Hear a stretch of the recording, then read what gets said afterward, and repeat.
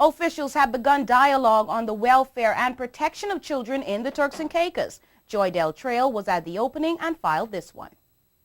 A call to action. Today, representatives from the health and human services sectors of the Turks and Caicos Islands convened in a workshop to draft a national child protection action plan based on the needs of the children of the TCI. What are those needs on a national level? That, according to National Children's Home consultant Mr. Leon Charles, who conducted a report on the vulnerabilities of the children of the TCI, is yet to be fully known. In a lot of instances, we do not have a national picture of what is happening. If we do not have the national picture, then we cannot plan, because we really do not know what we're working towards.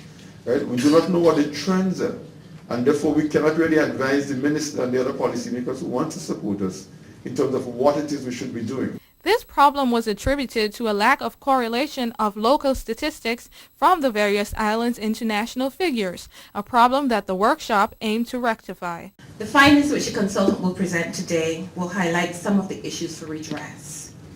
If the children in this region and certainly your islands are to be better protected, then as governments, practitioners, stakeholders, we must agree to act rapidly and ensure that any fragile protective system, any fragmented services, beset with problems ranging from any acute shortage of skilled staff, lack of capacity or lack of financing, and inability to generate or use data to establish priorities, measure effectiveness of programs, or monitor progress, is a thing of the past. Minister of Health and Human Services, the Honorable Dr. Lillian Boyce, was pleased with the level of commitment of the representatives in their initiatives to protect the children of the TCI.